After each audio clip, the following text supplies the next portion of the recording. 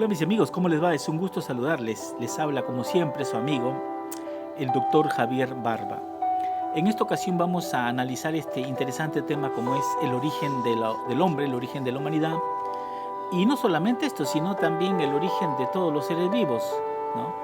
La Biblia presenta cuál es nuestro origen y el origen de cada ser vivo en este planeta, pero también hay otras teorías, y no son más que eso, una teoría.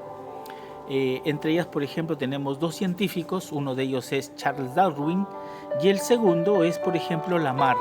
Lamarck presentaba que cada ser vivo o cada especie se derivaba de una línea evolutiva separada cuya procedencia se remontaba a los primeros organismos más simples, que eran, por supuesto, originados por generación espontánea y que a través de un impulso interno tendían a la perfección.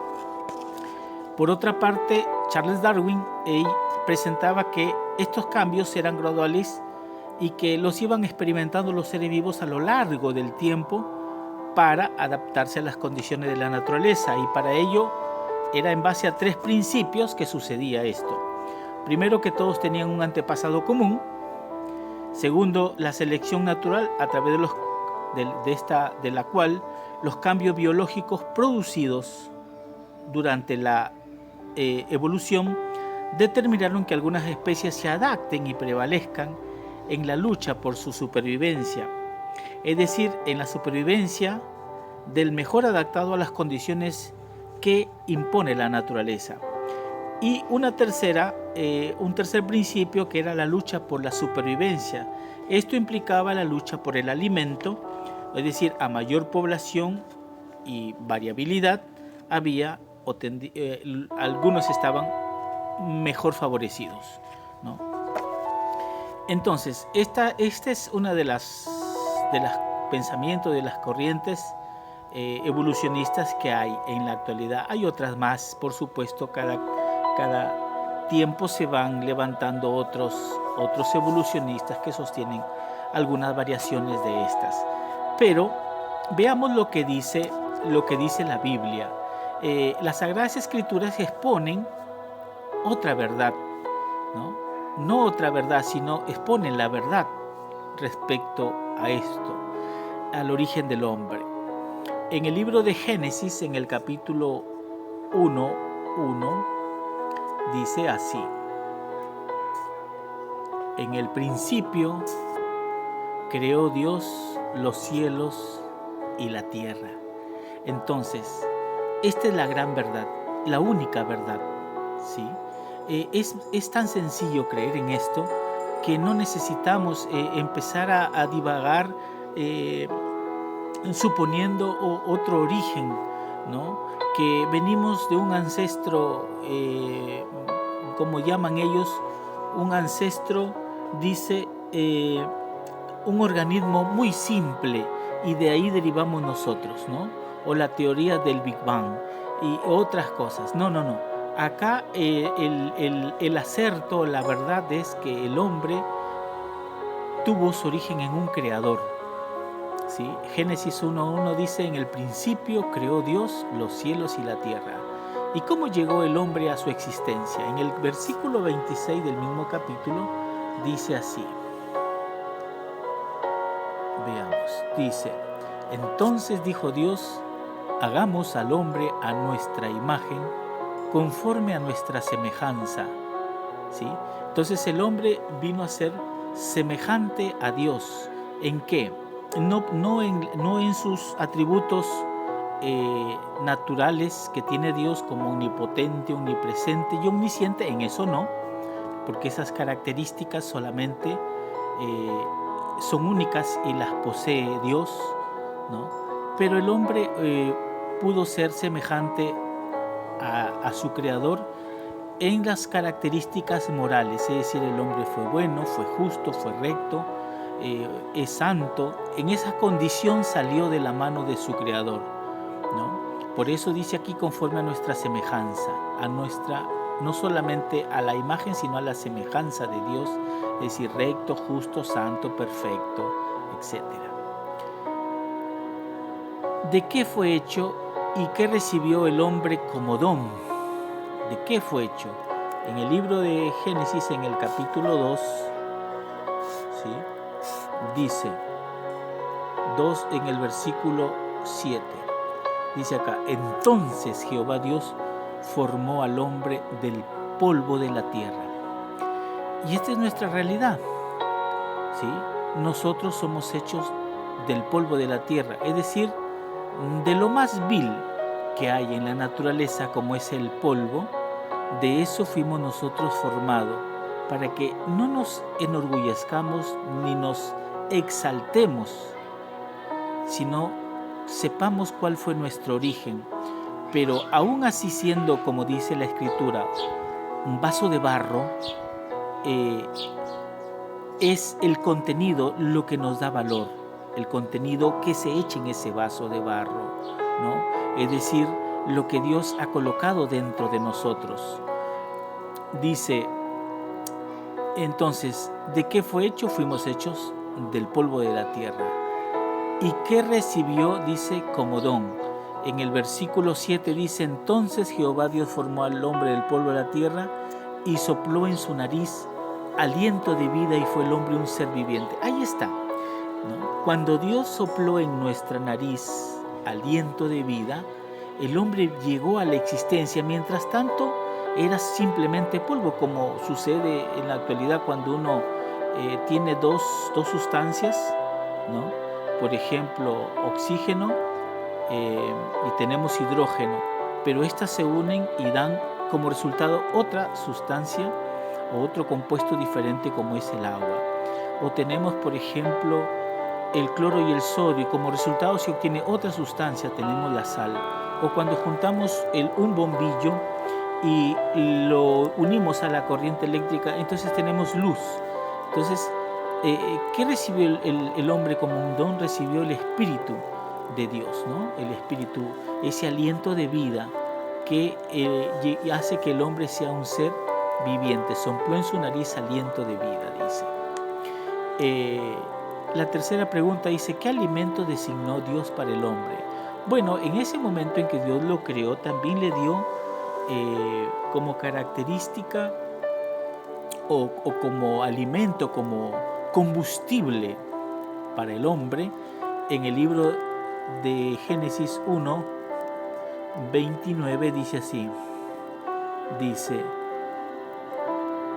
entonces dijo Dios: he aquí que os he dado toda planta que da semilla, que está sobre la tierra, y todo árbol en que hay fruto y que da semilla, os serán para comer. Entonces, en un principio, el hombre era frugívoro, ¿no? Era vegetariano, comía vegetales, semillas, dice, y eso fue lo que Dios le dio para comer. Toda planta que da semilla, que está sobre la tierra, todo árbol en que hay fruto, ¿sí?, los frutos y que dan semilla os serán para comer. Y esto también fue para todos los animales. Si uno lee el versículo 30, dice: y a toda bestia de la tierra, y a todas las aves de los cielos, a todo lo que se arrastra sobre la tierra en que hay vida, toda planta verde le será para comer. Y fue así, ¿no? Este fue el alimento designado por Dios para el hombre. ¿Qué posibilidad, dice la pregunta 4, tenía o qué posibilidad de vida tenía el hombre? Bueno, el hombre, ¿qué posibilidad tenía? El hombre estaba destinado a vivir permanentemente o para siempre, ¿no? En la medida en que el hombre se mantuviera fiel a los principios de Dios, en sujeción a sus leyes, ¿no? Una sola ley tuvo en un principio, que era la ley que le dijo Dios: no comerás de todos los árboles podrás comer, menos del árbol de la ciencia del bien y del mal. Mientras el hombre se mantuviera fiel a ese único principio, esa única ley, el hombre tenía la posibilidad de vivir eternamente.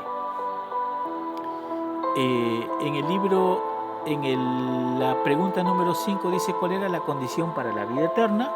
Bueno, en el capítulo 2 de Génesis dice, en el versículo 16-17 dice: y mandó Jehová Dios al hombre entonces diciendo: de todo árbol del huerto podrás comer, mas del árbol de la ciencia del bien y del mal no comerás, porque el día que de él comieres ciertamente morirás. Entonces esa era la única condición para que el hombre viva eternamente. ¿No? Sabemos las consecuencias de esta desobediencia. La consecuencia de esto se introdujo la muerte en el ser humano. Dice la estructura del hombre. ¿Cómo está compuesto el hombre? ¿Cuál es la estructura del hombre? Veamos lo que dice Primera de Tesalonicenses. Primera de Tesalonicenses, el capítulo 5, el versículo 23, dice así: y el mismo Dios de paz os santifique por completo, y todo vuestro ser, espíritu, alma y cuerpo, sea guardado irreprensible para la venida de nuestro Señor Jesucristo. Ahí está, ¿de qué estamos hechos nosotros? Nosotros somos un ser tridimensional, compuesto por el espíritu, el alma y el cuerpo, ¿no? El alma vienen a ser los sentimientos, ¿no? A Dios dice que le dolió en el alma, por ejemplo, haber creado al hombre. Cuando vino a consecuencia de la maldad de los hombres, Dios decidió raer a la especie humana de la tierra, porque le dolió en su corazón un sentimiento de tristeza, de dolor, ¿no? Esto fue en el alma, son los sentimientos. Pero por otro lado, por ejemplo, también nosotros dice que tenemos un espíritu que vendrían a ser los pensamientos. Nosotros somos seres pensantes, ¿no? Y esto, el espíritu, el alma y el cuerpo, que el cuerpo vendría a ser el vaso de barro, decíamos, del cual somos hechos, polvo de la tierra. Entonces, todo esto nos hace ser un ser volitivo, tenemos personalidad, somos seres volitivos. Bien, ahora dice acá la pregunta siguiente, explique en qué consisten estas tres dimensiones. Bueno, eso es lo que acabamos de hablar en el libro de Efesios, capítulo 4:23, dice: y renovaos en el espíritu de vuestra mente, ¿no? Los pensamientos, ahí están, el espíritu vienen a ser los pensamientos. En el Salmos 42, versículos 5 y 6, dice: ¿por qué te abates, oh alma mía, y por qué te turbas dentro de mí? Son sentimientos. Espera en Dios, porque aún he de alabarle, salvación mía y Dios mío. Dios mío, mi alma está batida en mí. Me acordaré por tanto de ti desde la tierra del Jordán, dice Salmos, ¿no?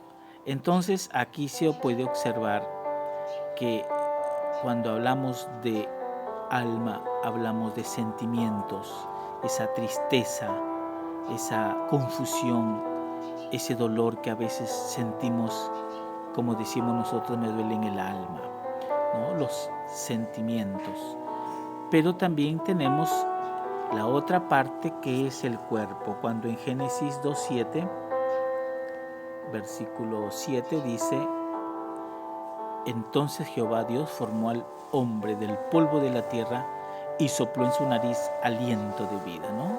El polvo es entonces con el polvo serían las tres porciones, o lo que venimos diciendo, que el hombre es un ser tridimensional, ¿no? No podemos separar. Él es, a veces, por ejemplo, como médico, uno a veces trata de curar el cuerpo, ¿no? El cuerpo. Los psicólogos tratan de ir a la mente, tratando de ayudar a los... Pero no se puede tratar al ser humano separadamente, el cuerpo, la mente y el alma. Todo esto se tiene que unir en el tratamiento del ser humano. Espíritu, alma y cuerpo, dice, sean guardados irreprensibles.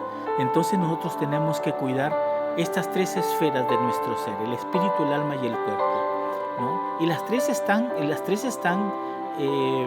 unidas, las tres tienen lazos que las unen, no están separadas. Es como alguien que está contento, en el día está brillante, es el mejor día, es el día de tal vez de su graduación o es el día de su boda, ¿no? Es el día en que obtiene la ciudadanía de un país al cual él quería, pero en ese momento de repente se pone a clavar, ¿no?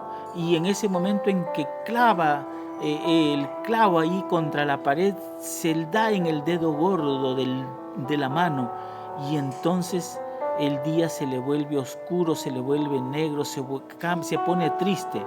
Pero ¿qué sucedió si lo que se golpeó fue el cuerpo? ¿Por qué afectó los sentimientos y por qué los pensamientos se cambian, ¿no? ¿Por qué? Porque somos un ser tridimensional. No se puede separar el espíritu, el alma y el cuerpo. Dice la pregunta 8, cuando morimos, ¿qué ocurre entonces con el espíritu y el alma? Eclesiastés en el capítulo 9, en el versículo 6 dice, también su odio y su envidia fenecieron ya, y nunca más tendrán parte en todo lo que se hace debajo del sol. Entonces aquí el amor, el odio, la envidia, que son sentimientos, mueren, ¿no? Y ya nunca más el hombre vuelve a sentir envidia, estos sentimientos de amor, esto se acaba, ¿no? Por eso es que muchos, aquí se acaba con esa pensamiento, esa creencia de que los muertos siguen vivos y que nos siguen amando o siguen interesados en nosotros. Esto es totalmente falso. Desde luego que esto lo vamos a analizar en otro tema con mayor profundidad posteriormente, pero los sentimientos acá, como el amor, la envidia, el odio, esto muere. No solamente eso, sino también los pensamientos, porque muchos piensan que pueden hacer a través de prácticas que están prohibidas, ¿no? Como por ejemplo hacer venir a los muertos, prácticas ocultistas. Podemos consultarle a los muertos por los vivos, como se dice, y sabemos que los pensamientos también en ese momento también mueren. En el Salmo 146:4 vamos a ver, en Salmo 146 versículo 4 dice así, pues sale su aliento y vuelve a la tierra. Esto es lo que sucede al morir. El espíritu que nos dio Dios es el aliento de vida y se vuelve al Creador. Pero eso es solamente el aliento, o sea, no es nada. El aliento sin el cuerpo no hay pensamientos ni sentimientos, es simplemente ese aliento es el que nos da la vida. El aliento vuelve a la tierra el cuerpo, ¿no? Sale el aliento y vuelve a la tierra el cuerpo. En ese mismo día perecen sus pensamientos. Entonces, el espíritu, dice Eclesiastés, el espíritu vuelve a Dios quien lo dio y el cuerpo vuelve a la tierra como era, o sea, era polvo y en polvo nos convertimos. Esta es la gran verdad de lo que es el hombre en su origen, ¿no? Esto es lo que sucede. Entonces, nosotros no podemos estar creyendo, pensando que venimos de seres inferiores, ¿no? O de una evolución, como se dice, ¿no? No. Esto no va. Nosotros somos creacionistas y creemos que tenemos un creador, y esto es todo para nosotros. ¿Por qué? Porque no podemos creer que de la confusión haya salido lo que es hoy la especie humana y todos los seres vivos, de la confusión o del caos, ¿no? Esto no se puede, es como decía alguien, es como pensar que porque un tornado llega a un lugar donde hay cacharros y cosas ahí tiradas, y viene el tornado y de toda esa confusión que hace sale un Boeing, un avión. Es imposible.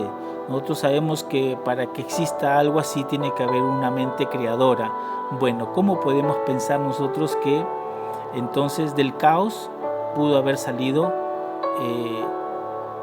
todo lo que es hoy el hombre, por ejemplo, y cada una de sus partes? Si uno se pone a pensar o investiga un poco sobre lo que es el ojo, lo que es el corazón, lo que es la circulación cardiovascular o lo que es cada una de las especies que hay en el mundo, y vemos que hay un propósito en su creación, ¿sí? Y Dios ha colocado a las diferentes especies en diferentes lugares porque en ellas colocó también un ambiente adecuado. No podemos entonces pensar nosotros que hubo o existió lo que ellos llaman la selección natural, ¿no? Es decir, que hubo una adaptabilidad de acuerdo a la naturaleza o al lugar donde estaban esas especies. Bueno, esperemos que hayamos aclarado un poquito, aunque sea, este tema. Igual siempre estos temas se vuelven a ver desde otro punto de vista, con otra objetividad, ¿sí? Vamos a hacer una oración. Bendito Dios, te damos las gracias en esta tarde, en este día, por habernos permitido escudriñar tu palabra. Te rogamos que tú, Señor, traigas a nuestra mente la fe necesaria, el conocimiento también necesario para que nosotros entendamos que somos seres creados y no venimos de la evolución. Te lo pedimos humildemente por Cristo nuestro Salvador. Amén. Que tengan una linda jornada para todos. Los esperamos en otro tema posteriormente. Bendiciones.